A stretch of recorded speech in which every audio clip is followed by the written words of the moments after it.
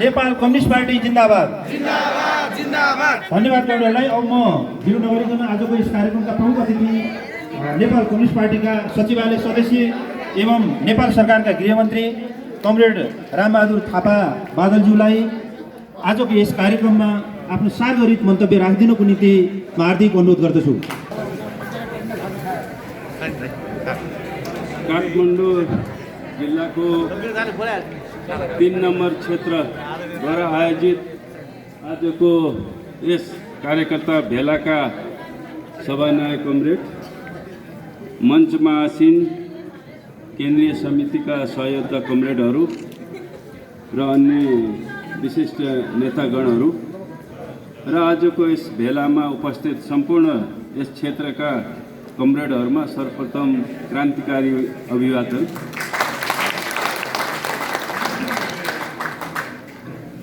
कमरेडहरू, यहाँ पूर्वोक्ता कमरेडहरूले भने जस्तै आज हामी एउटा विषम परिस्थितिबाट गुज्रिरहेका छौँ। एउटा जटिल परिस्थिति र समस्याको सामना हामीले गर्न परिरहेको छ र आज हामी नेपालीहरू मात्र होइन, सिङ्गो विश्व आज जटिल परिस्थितिबाट गुज्रिरहेको छ र जटिल समस्याहरूको सामना गर्दैछ। यो विशेष गरेर कोभिडले आज विश्वलाई नै आक्रान्त बनाएको तपाईँ हामी सबैलाई थाहा छ। यसले लाखौँ मानिसहरूको ज्यान लिइसकेको छ। नेपालका हाम्रा होनहार दाजुभाइ दिदीबहिनीहरू, आमा बुवाहरू, हजारौँको सङ्ख्यामा उहाँहरूको निधन भएको छ र हजारौँको सङ्ख्या अहिले उपचाररत हुनुहुन्छ र यस्तो विषम परिस्थिति अहिले विश्वले नै भोग्न परिरहेको छ र यो कोभिडले अर्को जटिल परिस्थिति सिर्जना गरिदिएको छ। त्यो देशको सबै विश्वकै अर्थतन्त्रमा यसले अत्यन्तै नकारात्मक प्रभाव पारेको छ र करोडौँहरू बेरोजगार भएका छन्। हजारौँ लाखौँ उद्योग धन्दाहरू बन्द भएका छन् र विश्वको अर्थतन्त्र अगाडि भन्दा पनि पछाडितिर चाहिँ फर्किएको छ र यो जटिल परिस्थिति र जटिल समस्याको सामना अहिले विश्वले गरेको छ र हामीले पनि यो जटिल आर्थिक समस्याहरूको सामना देशले गर्न परिरहेको छ र यो आर्थिक जटिलता समस्याहरूले अर्को समस्या पनि उत्पन्न गरेको छ, अर्को विषम परिस्थिति पनि उत्पन्न गरेको छ। त्यो सामाजिक र राजनीतिक जटिलता, अस्थिरता पनि यसले उत्पन्न गरेको छ र यस्तै जटिल परिस्थितिमा बाह्य हस्तक्षेपहरू पनि बढेको छ। तपाईँ हामीले देखिरहेका छौँ। यो सबै मुलुकहरूमा हामीले देखेका छौँ। पिछडिएका मुलुकहरू, कमजोर मुलुकहरू माथि बाह्य हस्तक्षेप पनि बढ्दै गएको हामीले देखिरहेका छौँ।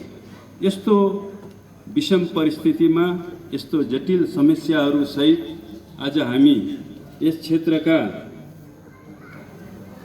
कार्यकर्ताहरू, नेताहरू हामी यस हलमा हामी जम्मा भएका छौँ र यो जटिल परिस्थितिको सामना कसरी गर्ने, यी जटिल जो प्रश्नहरू अहिले हाम्रो अगाडि इतिहासले जन्माएको छ, यसको सही उत्तर के हो भन्ने ती उत्तरहरूको खोजी गर्न पनि हामी यहाँ उपस्थित भएका छौँ। अहिले बाह्य शक्तिहरूले, आन्तरिक शक्तिहरूले जो अस्थिरता पैदा गरेका छन् सामाजिक राजनीतिक जीवनमा चाहिँ, त्यसको सामना कसरी गर्ने। अहिले विकास अवरुद्ध भएको छ। हाम्रो समृद्धिको अभियान अहिले अवरुद्ध भएको छ। त्यसको गति अत्यन्तै मन्द भएको छ। कतिपय देशहरूमा त यो उल्टो दिशामा अगाडि बढिरहेको देख्छौँ हामी। त्यो फर्किएको छ, अर्थतन्त्र डावाडोल छ।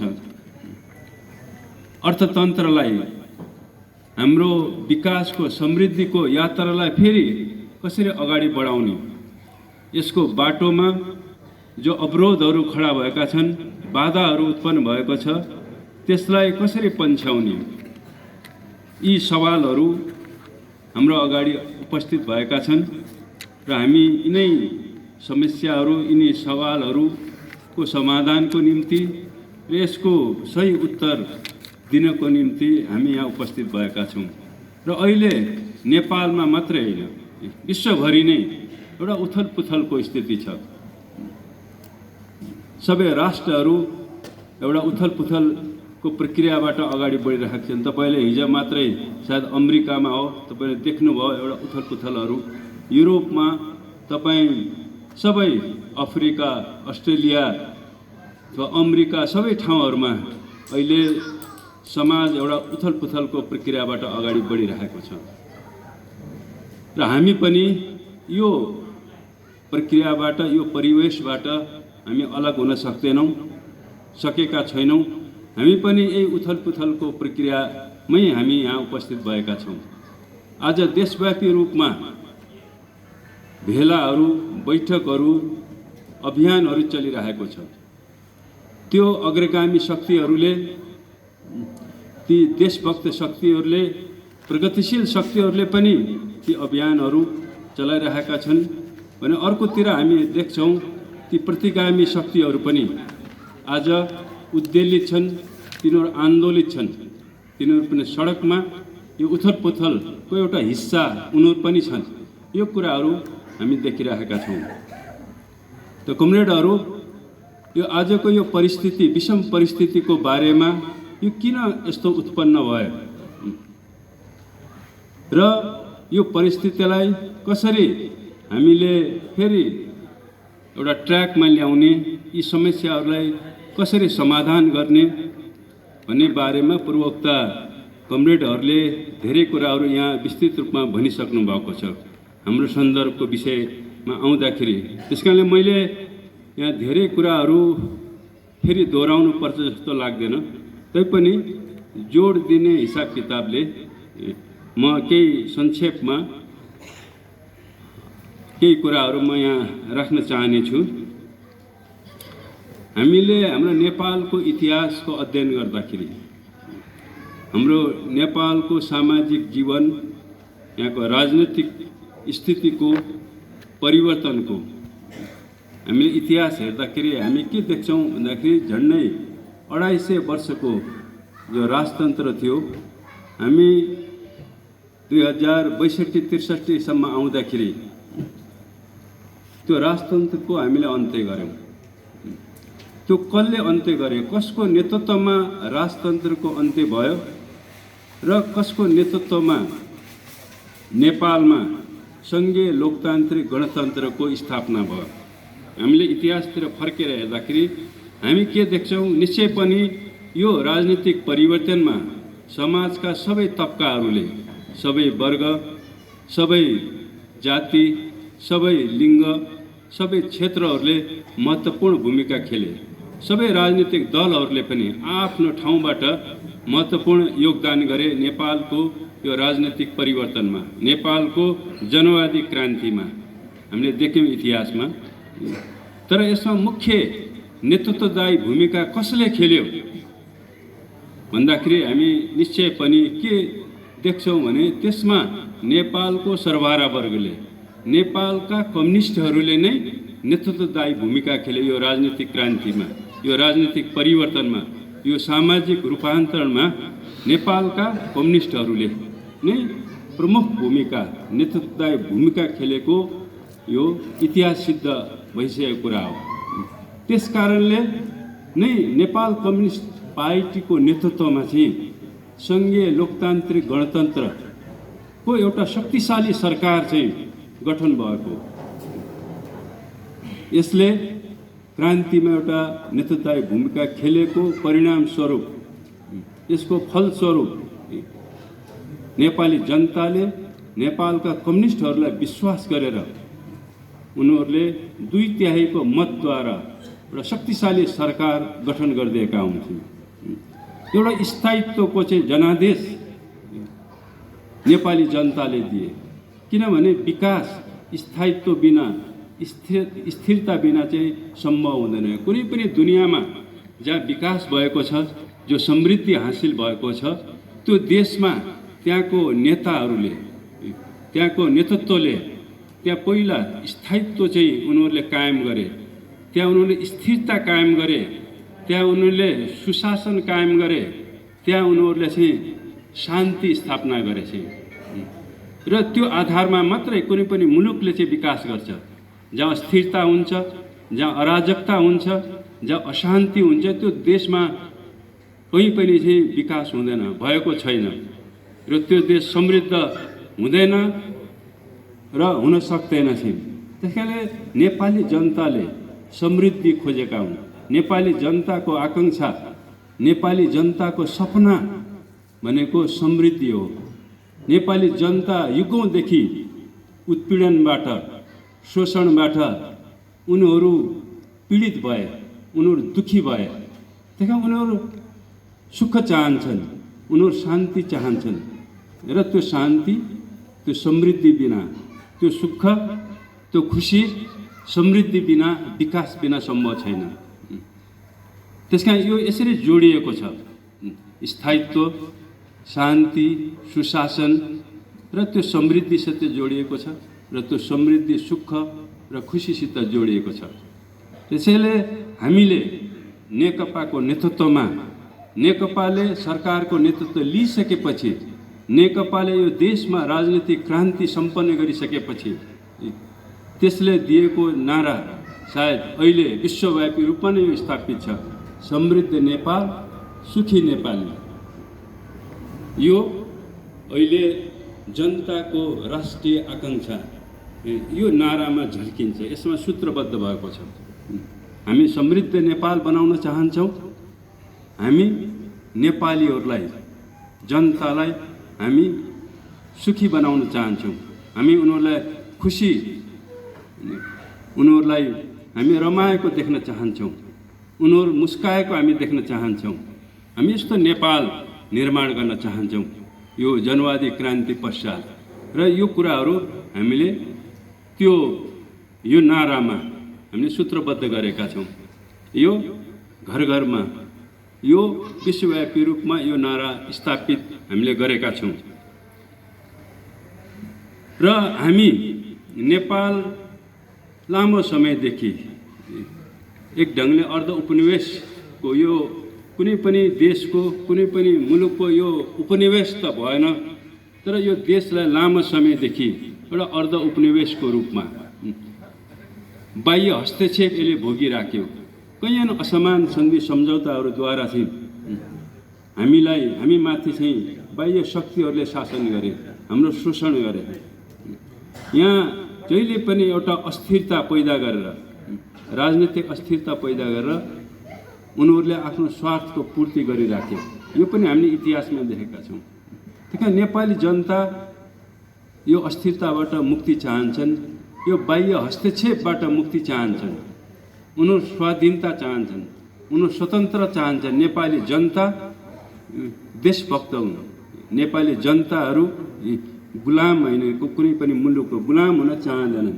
त्यस कारणले नेपाली जनताहरू चाहिँ यी सबै प्रकारका असमान सन्धि सम्झौताहरू खारेज होस् र हाम्रो भाग्यको फैसला हामीले नै गर्न पाऊँ भन्ने नेपाली जनताको चाहना, इच्छा रह्यो। र नेपाली जनताले वैदेशिक हस्तक्षेप र उनीहरूको अतिक्रमणको विरुद्ध चाहिँ जहिले पनि चाहिँ सङ्घर्ष गर्दै आएका छन् र सङ्घर्ष गरिरहेका छन्। अहिले पनि हाम्रा कतिपय भूभागहरू बाह्य मुलुकहरूद्वारा अतिक्रमित भएका छन्। अहिले हाम्रो नक्सामा त छ, तर वास्तवमा व्यवहारमा त्यो हाम्रो अधीनमा छैन। यो स्थिति छ। निरन्तर रूपमा हाम्रो देशमा हस्तक्षेप भइरहेको हुन्छ। चाहे हामीले नेपालमा गणतन्त्र ल्याउने सवालमा होस्, चाहे सङ्घीयता ल्याउने सवालमा होस्, र त्यो कुराहरू कहाँ बढी मुखर रूपमा प्रकट भयो भने यो संविधान निर्माण गर्दाखेरि हामीलाई हाम्रो अनुकूलको हामीले आफैले नै आत्मनिर्णय गरेर संविधान बनाउन रोक्न खोजिएको हामीले त्यो साक्षी छ। किन संविधान सभा 4 वर्ष 5 वर्ष हुँदाखेरि पनि चाहिँ हामीले चाहिँ संविधान किन बनाउन सकेनौँ? एउटा प्रश्न तपाईँले हेर्नुभयो भने संविधान सभा विघटन भयो, पछि फेरि अर्को गठन भयो, तर संविधान हामीलाई किन बनाउन दिएन? कसले बनाउन दिएन? किन यत्रो ढिला भयो? त्यो बाह्य हस्तक्षेपको कारणले थियो। त्यसकारणले हामी बाह्य हस्तक्षेप, त्यसकारण हामी एउटा स्वाधीन राष्ट्र निर्माण गर्न चाहन्छौँ, जुन राष्ट्रले आफ्नो भाग्यको फैसला आफैले गर्न सकोस्। त्यसकारण यो चाहिँ विचार, यो नीति कसले ल्यायो? यो देशमा राजाहरूको परिवारको हातबाट, नोकरशाह दलालहरूको हातबाट जनताको हातमा राजनैतिक सत्ता, त्यो व्यवस्था चाहिँ कसले ल्यायो? नेपाल कम्युनिस्टहरूले, नेपालका कम्युनिस्टहरूले चाहिँ नेपाल कम्युनिस्ट पार्टीको विचारले, नेपाल कम्युनिस्ट पार्टीको चाहिँ नीतिले, त्यसको कार्यदिशाले नै नेपालमा जनवादी क्रान्ति सम्पन्न भयो। त्यो सफल भयो।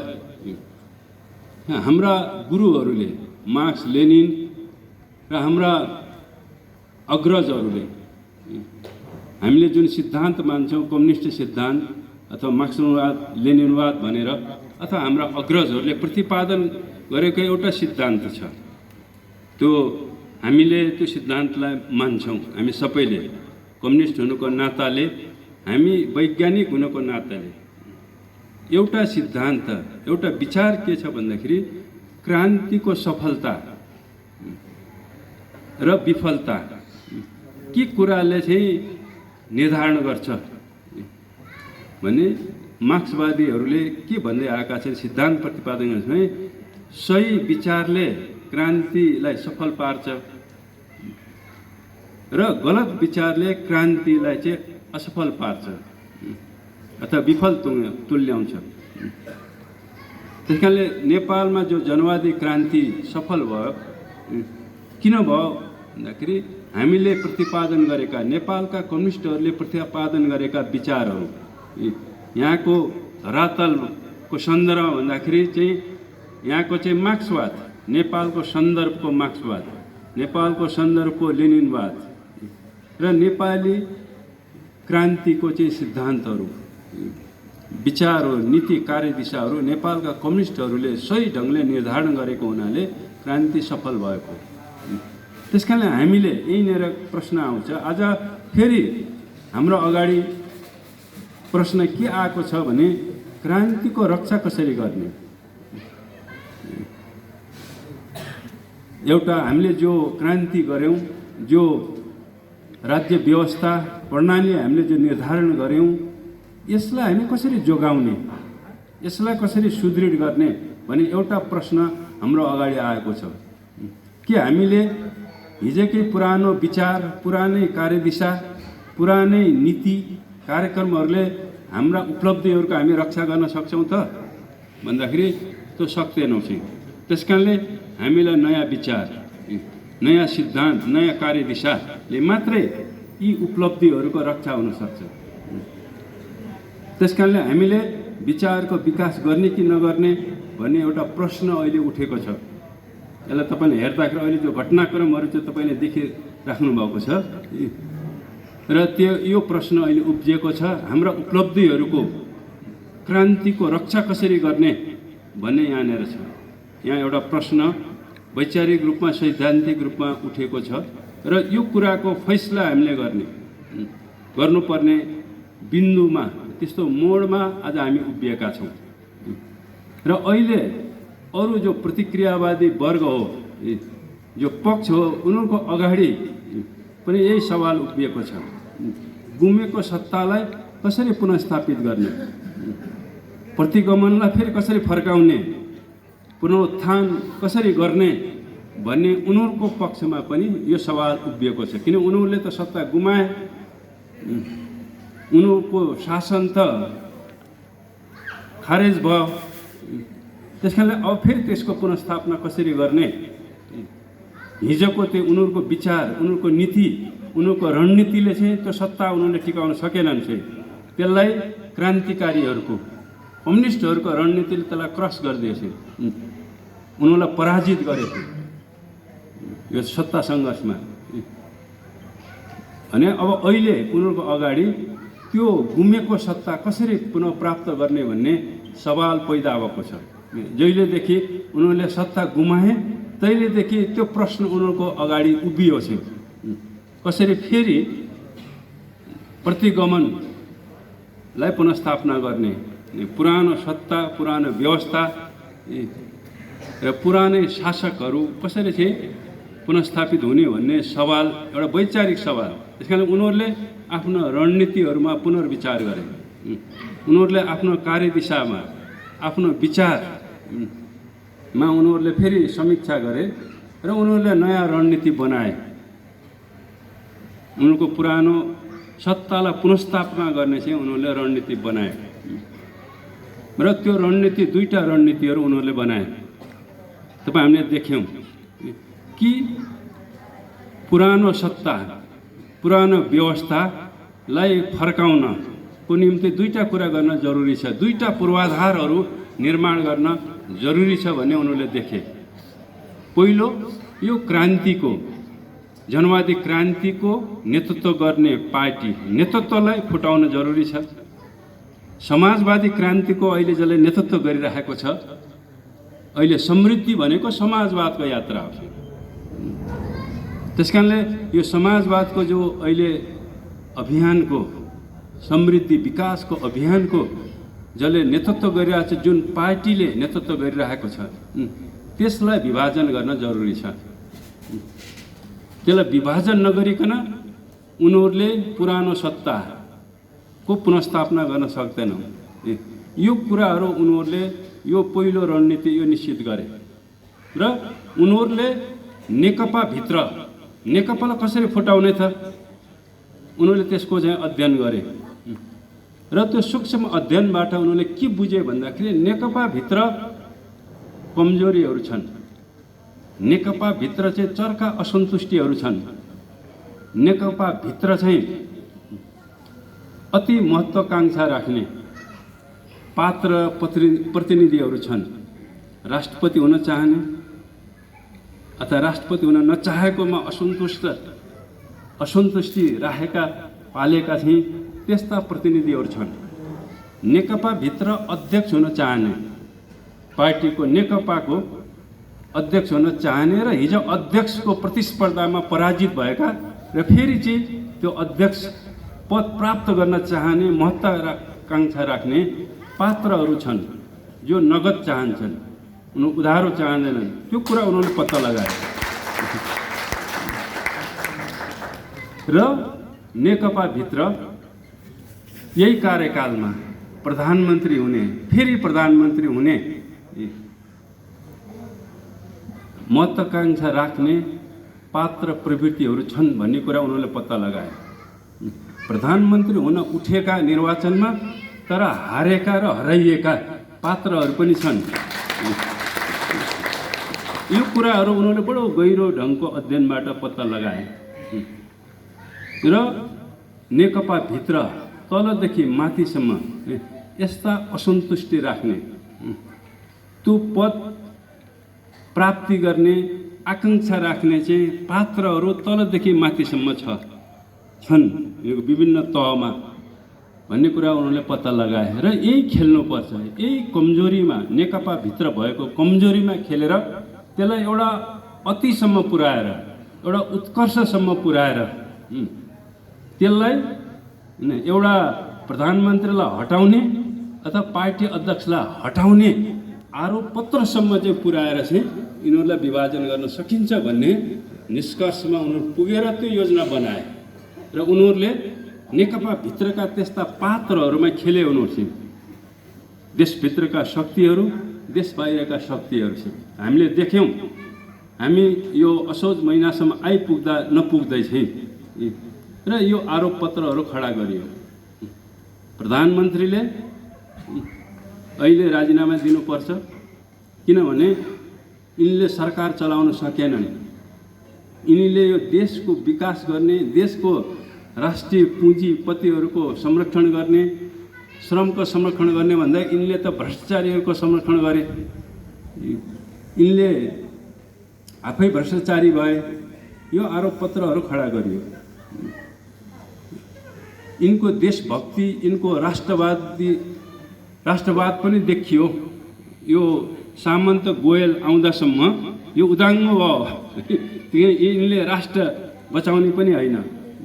त्यस कारण यो देशको राष्ट्रिय स्वाधीनता पनि यिनले बचाउन बचाएनन् र देशको विकास पनि यिनले गर्न सकेनन्।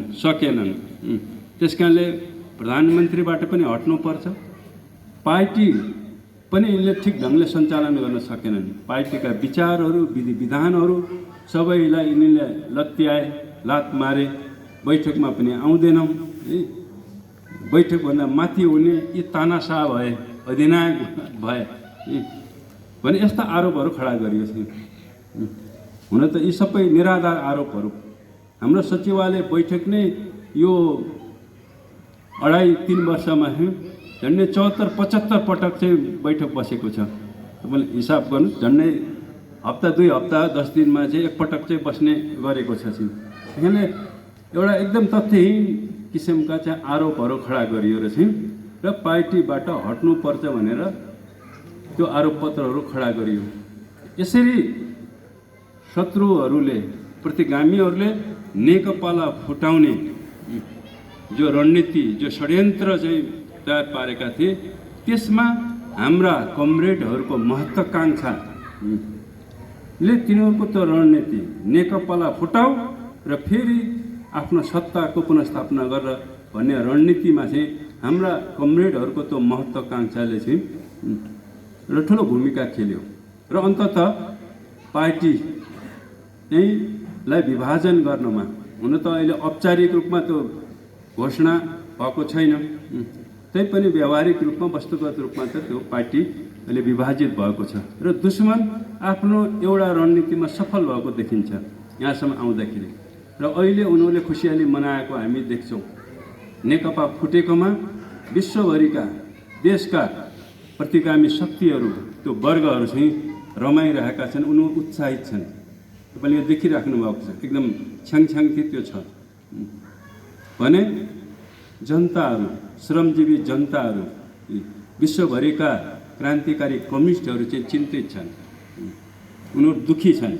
अहिले नेकपा विभाजन भएकोमा कोही पनि खुसी हामी देख्दैनौँ। सायद तपाईँ हामी कोही पनि खुसी छैनौँ अहिले।